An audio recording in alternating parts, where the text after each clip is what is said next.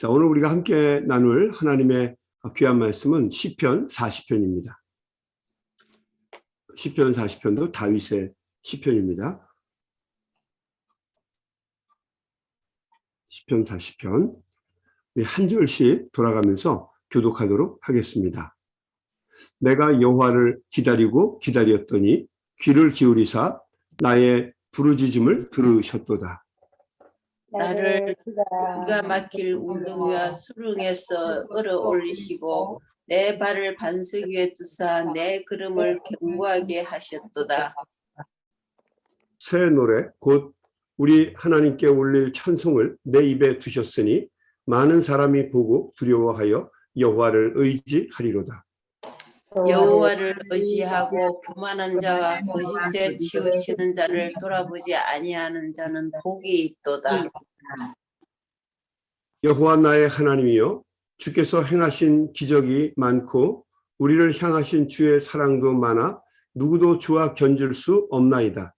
내가 널리 알려 말하고자 하나 너무 많아 그 수를 셀 수도 없나이다. 주께서 내 길을 통하여 내게 들릴 길을 제사와 예물을 기뻐하지 아니하시며 번제와 속죄제를 농가지 아니하신다 하신지라. 그때 내가 말하기를 내가 왔나이다. 나를 가리켜 기록한 것이 두루마리 책에 있나이다. 나의 하나님이여, 내가 주의 뜻 행하기를 즐겨오니 주의 법이 나의 심중에 있나이다 하였나이다. 내가 많은 회중 가운데에서 의의 기쁜 소식을 전하였나이다. 여호와여, 내가 내 입술을 닫지 아니할 줄을 주께서 아시나이다. 내가 주의 후기를 내 심중에 숨지 아니하고 주의 성실과 구원을 선포하였으며 내가 주의 인자와 공의를 많은 회중 가운데서 감추지 아니하였나이다. 여호와여, 주의 긍휼을 내게서 거두지 마시고 주의 인자와 진리로 나를 항상 보호하소서. 수많은 재앙이 나를 둘러싸고 나의 제약이 나를 들이므로 우르르 볼 수도 없으며 제가 나의 목줄보다 많음으로 내가 낙심하였습니다. 여호와여, 은총을 베푸사 나를 구원하소서. 여호와여, 속히 나를 도우소서. 내 생명을 멸하려 하는 자는 다 숙시와 낭패를 당하게 하시며 나의 해를 기뻐하는 자는 다 물과 욕을 당하게 하소서. 나를 향하여 하하하하 하며 조소하는 자들이 자기 수치로 말미암아 놀라게 하소서. 주를 찾는 다 주 안에서 즐거워하고 기뻐하게 하시며 주의 구원을 구하는 자는 항상 말하기를 여호와는 위대하시다 하게 하소서. 우리 다 같이 있습니다. 시작. 나는 가난하고 궁핍하오나 주께서는 나를 생각하시오니 주는 나의 도움이시요 나를 건지시는 이시라. 나의 하나님이여, 지체하지 마소서. 아멘. 아멘.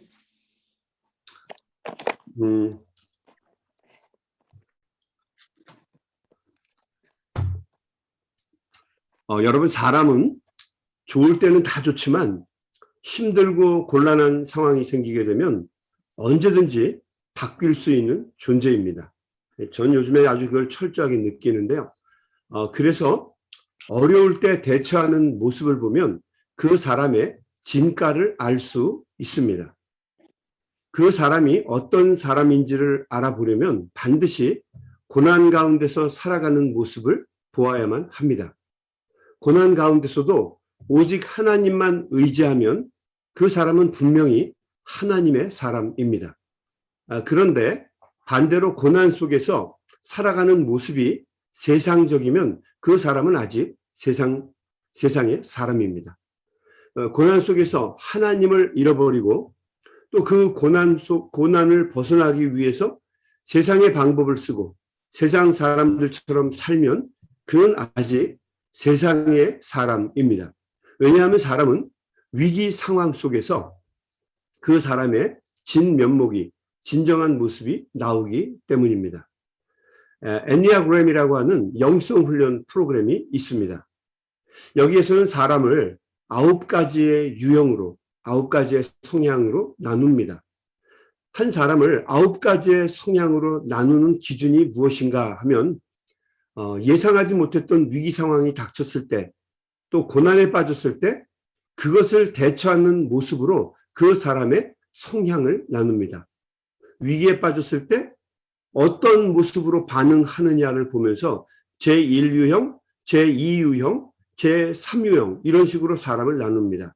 왜냐하면 사람이 위기에 빠졌을 때 그 사람의 진정한 모습의 내가 나온다고 믿기 때문입니다. 사람은 실제로 위기 상황에 빠졌을 때 그리고 혼자 있을 때의 모습을 보면 그 사람이 바로 그 사람이다라고 얘기할 수 있을 정도로 사람의 진정한 모습을 위기 상황이나 혼자 있을 때 모습에서 찾을 수가 있다는 말이죠. 오늘 우리가 읽은 이 시편 40편은 다윗이 자신의 셋째 아들 압살롬의 반역으로 인해서 피난을 떠나고 아들과 목숨을 걸고 싸움을 벌여야 하는 상황에서 쓰여진 시편입니다. 다른 사람도 아니고 자신의 아들과 전쟁을 벌여야 하는 아버지 다윗의 마음이 얼마나 고통스러웠겠습니까? 나중에 압살롬의 반역이 점점 정리되어 갈 때 다윗이 자신의 군대 장관이었던 요압에게 당부했던 것과 같이 압살롬을 절대 죽이지 말라고 부탁을 합니다. 그런데 요압이 도망치다가 나무에 머리카락이 걸려서 대롱대롱 매달려 있는 압살롬을 보고 창으로 찔러 죽여버립니다. 왜냐하면 후환을 없애기 위해서였죠. 다윗이 압살롬이 죽었다는 말을 듣고 비록 혁명 반군을 일으킨 아들이지만 반란을 일으킨 아들이지만 그럼에도 불구하고 아들은 아들이잖아요. 그래서 다윗은 땅바닥에 앉아서 통곡합니다. 이런 이야기를 하죠. 아들아, 압살롬아, 내가 죽고 네가 살아야 하는데 내 아들아, 내 아들 압살롬아. 그러면서 통곡하면서 울죠. 저는 개인적으로 왜 다윗이 죽음을 앞두고 있을 때 자신의 후계자인 아들 솔로몬에게 여러 가지 유언을 남기면서 자신의 신복 중에 신복이었고 평생 동료였고 부하 중에서도 가장 크고 훌륭한 부하였던 요압을 반드시 죽이라고 신신당부를 했는지를 알 것 같습니다. 왜냐하면 아들 압살롬을 죽였기 때문이죠. 그렇게 솔로몬에게 압살롬을 죽이라고 당부하는 이유는 자신이 그렇게 압살롬을 살려달라고 그렇게 부탁을 했는데도 불구하고 무참하게 아들을 죽인 요압을 마음에 담아두었다가 벼르고 별렀다가 후계자인 솔로몬에게 부탁을 한 거죠. 반드시 요압을 죽여라 라고 하는 거죠. 아무튼 다윗은 우리가 시편에서 보는 것처럼 여태까지 시편에서 우리가 읽으면서 보았던 것처럼 인생을 살면서 누구보다도 고난이 많았던 사람이고 아픔도 많았던 사람입니다. 지금까지 우리가 읽었던 1편부터 40편까지 읽었던 솔로몬의 시편이 거의 대부분이 다 간구하는 시편, 탄원하는 시편, 울부짖는 시편들이 대부분이에요. 쉽게 얘기하면 사람은 힘들고 어렵고 간구하고 하나님께 탄원하는 사연이 생기지 않으면 기도하지 않는다는 얘기죠. 그러니까 하나님이 우리에게 시련과 연단을 주시는 이유를 우리가 한번 깨달을 수 있을 겁니다. 보통 사람들은 고난을 만나게 되면 친구를 찾아가서 도움을 청하기도 하고 또 붙잡아 놓고 하소연을 하느라고 바쁠 것입니다. 아니면 술로 화풀이를 하든지 스트레스를 풀 수 있는 여러 가지 방법을 다 동원할 것입니다.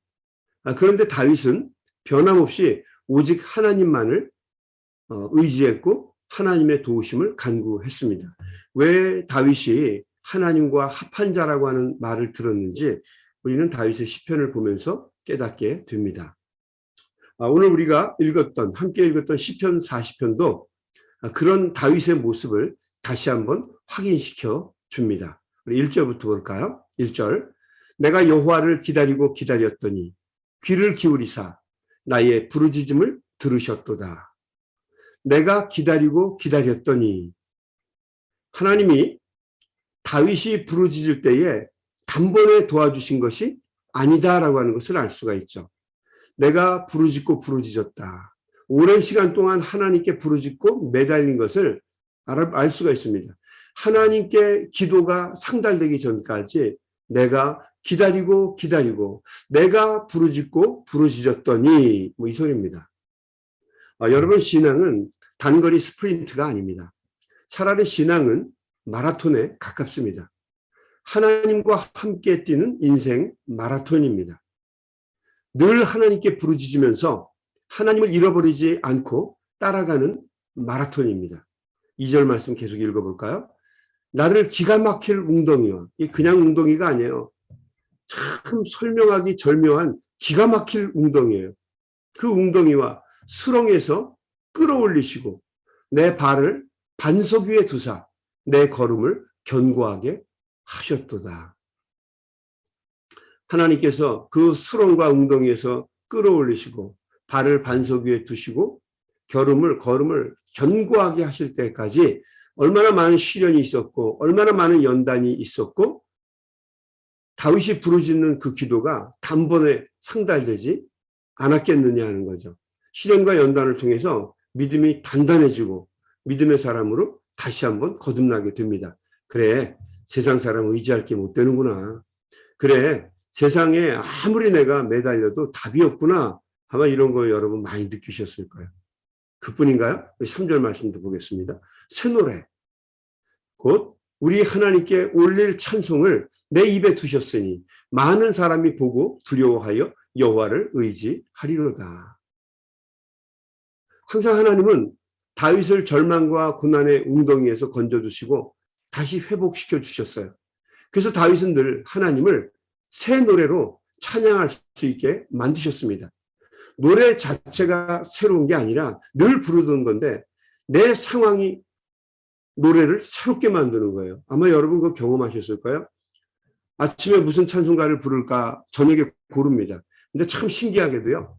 그 찬송가를 부르다 보면 찬송가가 새 노래. 예전에는 내가 몰랐나? 아니, 모르지 않았어요. 알았어요. 그런데 그 노래가 새 노래입니다. 내 상황에 맞고 내 환경에 맞고 지금 내 마음의 심정과 부딪히는 거예요. 똑같은 거예요.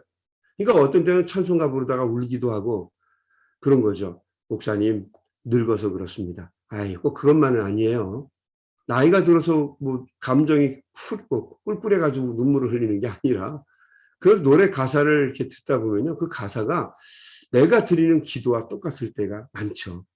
그래서 새 노래입니다. 새 노래를 주사, 새 노래, 새 찬송을 부르게 하셨다. 이런 뜻입니다. 실제로 다윗은 이전에도 하나님의 기가 막힌 은혜를 인도하심을 수도 없이 경험한 사람입니다. 예를 들면 거인장사 골리앗의 소나기에서 하나님이 구원해 주셨을 때 여러분 장수가 이따만해요. 뭐 굉장히 커요. 뭐 구척장신이라는데 2m가 넘는 사람하고 조그만 사람이 서가지고 어떻게 싸움을 해요. 근데 하나님께서 그 소나기에서 구원해 주시는 놀라운 은혜를 경험을 했단 말입니다. 사울의 시기와 질투 때문에 죽을 수밖에 없는 도피자의 길에서 하나님께서 끊임없이 아주 그냥 기사회생 시켜주시고 아주 어려운 상황 속에서 극적으로 다윗을 구원해 주셨어요. 하필이면 동굴에 숨어 있는데 동굴이 한 3,000개, 4,000개 되는데 하필이면 그 많은 동굴 속에 다윗이 용변을 보려고 그 굴에 들어왔냔 말이에요.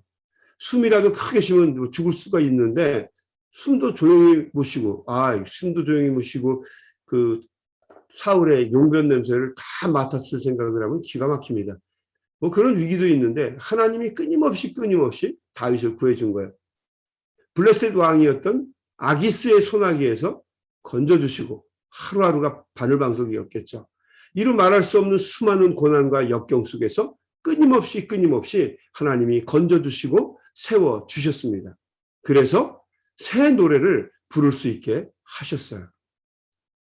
요즘 말로 얘기하면 옛 간증이 아니라 하루하루에 새로운 간증을 하게 하셨다는 거죠. 여러분, 우리 신앙인은요, 옛날 간증 우려먹고 사는 사람들 아닙니다. 우리는요, 새롭게 하루하루 매일매일의 삶 속에서 나를 인도하시고 나에게 구원과 은혜를 베푸시고 나를 도와주시는 그 하나님을 새롭게 간증하며 사는 사람들이에요. 여러분 믿습니까? 우리는 그런 사람들이에요. 인생 하루하루가 하나님의 은혜의 연속입니다. 그것을 우리가 새 노래로 부르는 사람들이에요. 다윗에게는 확신이 있었습니다. 그래서 그가 이렇게 말합니다. 4절 여호와를 의지하고 교만한 자와 거짓에 치우치는 자를 돌아보지 아니하는 자는 복이 있도다. 하나님만 바라보라는 거죠. 거짓된 사람들 바라보지 말라는 거예요. 여호와 나의 하나님이여 5절입니다. 주께서 행하신 기적이 많고 우리를 향하신 주의 생각도 많아 누구도 주와 견줄 수 없나이다.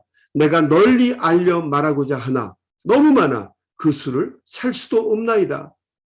하나님의 신묘망측한 게 아니에요. 어떤 분이 신묘망측하다고 그러는데 망측한 게 아니고 신묘망측한 거예요. 도대체 측량할 수가 없는 겁니다. 절묘하신 하나님의 은혜를 수도 없이 많이 경험했습니다. 다윗은 그냥 하루아침에 다윗이 된 게 아닙니다. 오랜 세월의 역경과 고난 속에서 하나님의 은혜와 인도하심을 뼈저리게 느끼고 경험했기 때문에 오늘날 우리가 아는 다윗이 된 것입니다. 다윗은 하루아침에 지어진 사람이 아니다라는 거죠. 여러분 신앙인은 하루아침에 지어지지 않습니다. 만들어져 가는 거예요. 하나님의 은혜 속에 하나님의 이끄심 속에 날마다 변화되어 가는 것입니다. 그러니까 한 번에 내가 신앙인의 모습이 잘 안 나온다고 낙심하거나 좌절하지 마세요. 하나님께서 이루어 가시는 거죠. 그래서 구원이라고 하는 것은 salvation is not event. 이벤트가 아니에요. Salvation is process예요. 과정입니다. 자꾸 변해가는 거예요. 하나님이 진정으로 기뻐하시고 원하시는 것은 형식에 치우신 제사나 제물이 아니라는 것을 다윗은 알게 됩니다. 번제나 속죄제가 아니라 하나님이 정말로 원하시는 것은 하나님을 의지하고 하나님과 동행하는 것임을 다윗은 비로소 깨닫게 됩니다. 6절 말씀입니다. 주께서 내 귀를 통하여 내게 들려주시기를 제사와 예물을 기뻐하지 아니하시며 번제와 속죄제를 요구하지 아니하신다 하는지라. 그때 내가 말하기를 내가 왔나이다. 나를 가리켜 기록한 것이 두루마리 책에 있나이다. 나의 하나님이여 내가 주의 뜻 행하기를 즐기오니 주의 법이 나의 심중에 있나이다 하였나이다. 다윗은 하나님이 무엇을 원하는지를 간파한 것입니다. 하나님이 원하시는 것은 어떤 제사를 잘 드리고 어떤 하나님 앞에 어떤 법도와 율례를 잘 따르는 것이 아니라 내 마음의 중심이 하나님을 향하고 하나님과 동행하는 것임을 깨달아 알았다는 거죠. 여러분 이런 거죠. 우리 연세 드신 부모님들이 자녀들에게 원하시는 것이 무엇입니까? 호강하는 거예요? 아들을 잘 부려먹어서 딸을 잘 이용해서 노년에 그냥 만족하게 안락하게 사는 겁니까? 아니에요. 그냥 함께 살면서 부모로서 받들어주고 사랑으로 대우해 주기를 원하는 거예요. 아버지가 한마디 하면 자식이 아유 아버지 말씀 참 훌륭하네요. 좋네요. 존재감을 느끼게 해주는 거예요. 엄마가 한마디 하면은요. 참 엄마는 지혜가 있어. 엄마 반찬 먹으면 참 맛있어. 이런 이야기 죽으면서 듣고 싶은 게 부모님들의 마음이에요. 아닌가요? 맞잖아요. 존재감을 느끼고 싶은 거란 말이에요. 아빠가 한마디 하면 자 아들놈의 새끼가 뭐라고 얘기합니까? 아빠, you shut up, please. 그거 하나도 안 맞아. 엄마가 한마디 하면 또 잔소리 신경질 나잖아요. 존재감을 느끼면서 살고 싶은 게 부모의 마음이라고요. 부모를 그냥 골방에다가 내팽개쳐 두고 쳐다보지도 않다가 명절이 되고 때가 되면 와서 뭘 해주면서 생색내는 새끼들 여러분 원하지 않잖아요. 부모님이 정말 원하는 건 뭐예요? Being together, living together, 함께 나누는 것이에요. 맞죠? 좀 끄덕끄덕이라도 해보셔요. 그럼 당연하죠. 여러분 마찬가지입니다. 하나님은요 짐승 털 타는 냄새 싫습니다. 기름 하나님은 이제 역겨워하세요. 에서도 이야기하고 많은 말씀에서 이야기하지만 짐승 타는 냄새, 이제 내가 싫다. 내가 언제 너에게 짐승 가져오라고 그랬냐. 그들의 기름 타는 냄새, 이제는 역겹다. 이게 하나님의 마음이에요. 하나님이 진정으로 원하시는 것은, 주님이 진정으로 원하시는 것은 뭐예요? 우리가 당신과 동행하는 거예요. 믿음으로 에녹은 죽임을 보지 않고 옮겼으니 하나님이 저를 옮기심으로 다시 보이지 아니하니라. 저는 옮기기 전에 하나님을 기쁘시게 하는 자라 하는 증거를 얻었느니라. 아멘. 하나님을 기쁘시게 하고 하나님과 동행하면서 산 것.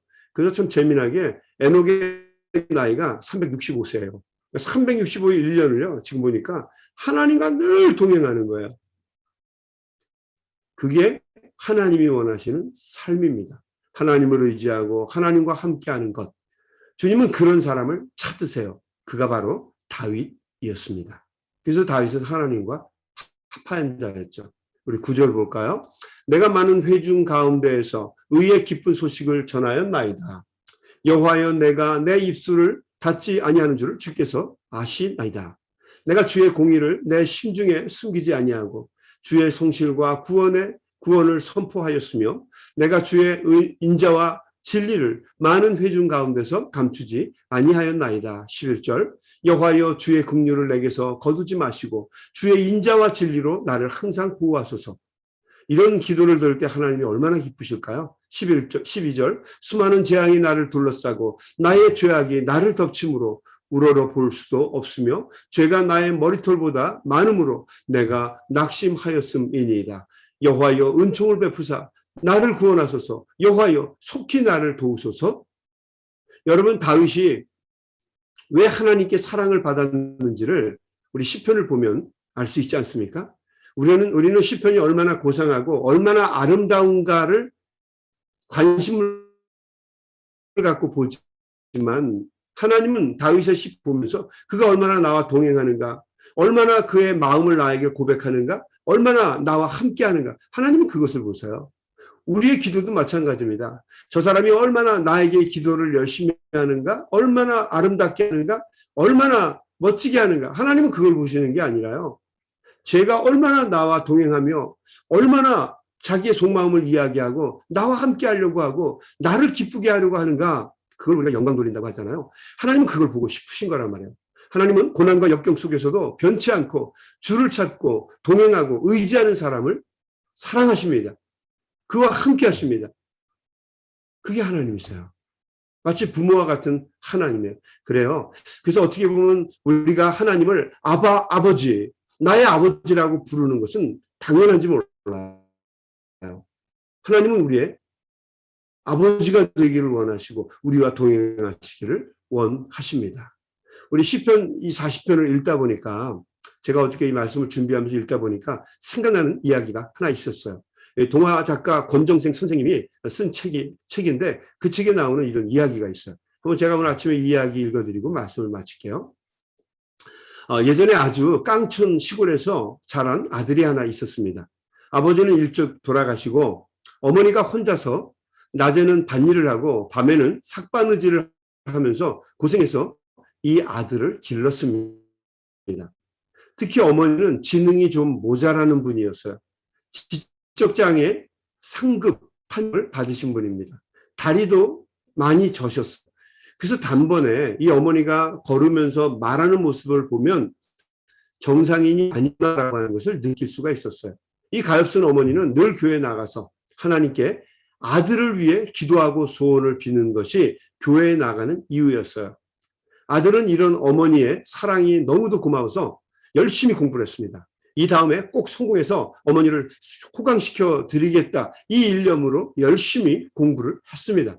결국 아들은 서울에 있는 최고의 대학에 들어갔고 훗날 최고의 기업에 스카웃이 되어 들어갔습니다. 그리고 워낙 잘나고 똑똑하기 때문에 그 회사의 사장의 눈에 단번에 들었어요. 사장이 물었습니다. 김군, 자네 여자친구 있나? 없습니다. 그래서 사장은 자신의 딸과 이 김군을, 이 아들을 사귀게 했습니다. 영화 같은 이야기죠.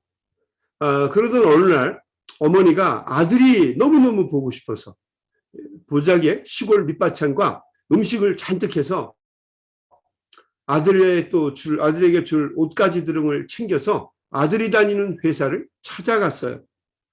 그런데 문 앞에서 여러 명의 관리인 아저씨들에게 저지를 받게 되었습니다. 잡상인들은 들어올 수 없습니다. 그리고 막은 거예요. 그러니까 이 어머니를 잡상인으로 간주한 거죠. 그래서 이 어머니가 아니다, 난 잡상인이 아니다. 아무리 자기 아들이 이 회사에 다닌다고 이야기를 해도 관리인들이 믿어주지를 않습니다. 그냥 잡상인으로만 이 아줌마를 치부해 버리는 거예요. 그래서 이 어머니가 그러면 아들 아무개에게 총무과에 있는 아들에게 이 짐보따리라도 전해달라고 애원을 하고 관리인들하고 막 실갱이를 벌이는데도 관리인들은 모두가 다 들은 척도 안 합니다. 근데 이 모습을 지나가던 사장님이 보게 되었어요. 사장님은 자기 회사의 직원이 외부 사람에게 저렇게 막대하는 걸 보면서 화가 났습니다. 그래서 사장님은 다가가서 관리인 아저씨들을 야단쳤어요. 그리고 따뜻하게 이 아주머니에게 아들이 누구인지를 물었습니다. 근데 알고 보니까 자신의 딸과 교제 중인 김군을 찾아온 아주머니였다라고 하는 걸 알게 됐어요. 그래서 이 아주머니에게 자초지종을 다 물었습니다. 그런데 이 아주머니도 자기에게 말을 하고 있는 이 신사가 사장님이라고 하는 것을 알게 되었어요. 혹시 아들에게 피해가 갈까봐 자신을 어머니라고 소개하지 않고 그냥 시골의 아들 집에서 일하고 있는 가정부 아줌마라고 자신을 소개했습니다. 그리고 가져간 밑반찬거리와 물건들을 관리인들에게 빨리 넘겨주고 자리를 뜨게 됩니다. 그때 갑자기 아들이 나타났어요. 사장님이 먼저 보았어요. 자기 딸과 사귀고 있는 이 김군이 지나가자 반갑게 불렀습니다. 그리고 이 얘기를 했죠. 김군 이리 와봐. 여기 시골 자네 집에서 가정부로 일하시고 있는 아주머니가 오셨네. 이리 와봐. 반가운 손님이야. 그리고 아들을 불렀습니다. 그러자 아들이 왔는데 아들이 깜짝 놀랐어요. 다름 아닌 어머니였어요. 남루한 행색의 어머니. 몹시 당해한 어머니를 봤어요. 아들은 그 먼 길을 말도 안 하시고 오직 자기 보고 싶어서 이렇게 멀리 고생하면서 온 어머니를 보니까 마음이 미어졌어요. 게다가 자기같이 모자라는 어머니를 둔 것을 알게 되면 사람들에게 놀림당할까 봐, 손가락질 당할까 봐, 또 사장님에게 그걸 알려지게 되면 아들에게 피해가 갈까 봐 자기는 어머니가 아니라고 말하면서 빨리 그 자리를 뜨려고 하는 어머니를 보니까 이 아들은 마음이 너무너무 아팠어요. 그래서 아들은 많은 사람들 앞에서 어머니를 꼭 껴안습니다. 그리고 자랑스럽게 사장님과 관리인들과 거기 지나가고 있는 사람들에게 자랑스럽게 어머니를 소개했습니다. 여러분, 사장님, 제가 이 세상에서 가장 존경하는 저를 낳아주시고 오늘날까지 길러주시고 항상 이른 아침마다 교회에 나가서 저를 위해 기도해 주시는 저의 보물 1호 사랑하는 어머니입니다. 그러자 그 가엾은 어머니가 눈물을 흘리며 감격해 하셨습니다. 이 이야기를 읽는데 가슴이 뭉클하더라고요.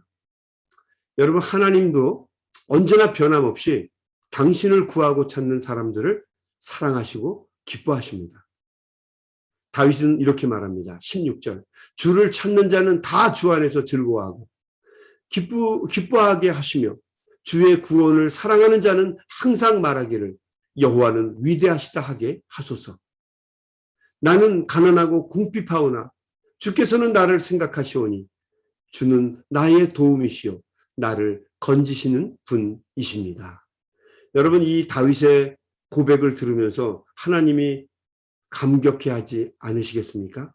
항상 변함없는 마음으로 하나님과 동행하고 항상 도우심과 은혜를 구하는 다윗의 모습이 하나님은 좋습니다. 오늘도 여러분 다윗과 같은 신실한 모습으로 기도하시고 또 주님을 찾는 우리 성도님들 가운데에 하나님의 크신 사랑과 은혜를 오늘도 기도하는 가운데 충만하게 받으셔서 세상에 나가 살아갈 때 하나님이 주시는 놀라운 은혜를 경험하실 수 있게 되기를 주님의 이름으로 간절히 축원합니다. 아멘. 한번 같이 기도하겠습니다. 하나님 아버지 감사합니다. 오늘도 시편 40편의 말씀을 통해서 하나님의 사랑과 은혜를 깨닫게 하시니 감사합니다. 인생의 힘들고 어려운 고난의 순간을 보내고 있지만 그럼에도 불구하고 다윗이 변치 않는 마음으로 하나님만 의지하며 하나님만 바라보며 마치 어머니를 사랑하는 아들처럼 하나님을 사랑하고 영광 돌리는 모습을 저희들이 보았습니다. 하나님이 얼마나 기뻐하실까요? 하나님이 얼마나 좋아하시며 다윗에 대해서 자부심과 긍지를 가질까요? 하나님, 요즘 저희들이 어렵고 힘든 시간을 지내고 있는데 절대로 흔들리거나 동요되지 않게 해주시고 믿음의 주여 온전케 하시는 이신 주님만 바라보면서 주어진 신앙의 길, 인생길을 잘 경주할 수 있도록 하나님 아버지 도와주시고 인도해 주시옵소서. 예수님의 이름으로 간절히 기도드리옵나이다. 아멘. 아멘. 여러분 다 계시죠? 뭐야? 아유. 여러분 제 말 들리시나요? 네. 네. 네. 저는 주무시거나 나간 줄 알았어요. 네. 여러분 너무 감사하고요. 여러분 오늘 아침에도 기도할 때 특별히 교회를 위해서 기도해 주십시오. 교회. 저희가 이번 주부터 2번 모이는데 하나는 호엘, 그 둘러싸여 있는 호엘 커뮤니티 센터에서 모이고 아마 장소들 아시죠? 9시 반에 모입니다. 그리고 두 번째는 우리가 앞으로 메인으로 계속 쓰게 될 텐데 노스퀴넷 하이스쿨에서 11시 30분에 모입니다. 목사님, 그러면 목사님 개척하시는 건가요? Yes, 개척하는 겁니다. 처음부터 다시 시작하는 거고요. 우리가 이름도 정했습니다. 여러분, 네. 이름도 정했어요. 여러분 오셔서 하면 되게 좋을 것 같고요. 다이나믹하게 우리가 할 거고요. 여러분 실망하지 않는 좋은 예배를 드리기 위해서 애쓰고 노력할 겁니다. 전부 다 모든 게 준비가 됐고요. 열심히 하나님만 사랑하면서 할 겁니다. 여러분 교회 위해서 기도해 주십시오. 교회가 잘 되기 위해서 그런 거 기도할 게 아니라 우리가 하나님을 잘 섬길 수 있게끔 도와달라고 여러분 그 교회 위해서 꼭 기도해 주시고 여러분 믿음 위해서 기도해 주시고 또 어제도 보니까 이제 아프신 분들이 꽤 있어요. 여러분 꼭 위해서 기도해 주시고요. 내일 아침에 기도는요. 우리 건정의 권사님이 기도 준비해 주십시오. 그리고 오늘도 간절한 마음으로 기도하면서 우리 이은주 권사님 또 김종우 장로님 또 여기 우리 또 얼마 있으면 이제 수술하는 우리 귀한 아들 귀한 딸 온유에서도 기도해 주시고 하나님께 간절히 기도하면서 우리 주님께로 나아가겠습니다. 우리 한번 소리내서 같이 기도합니다.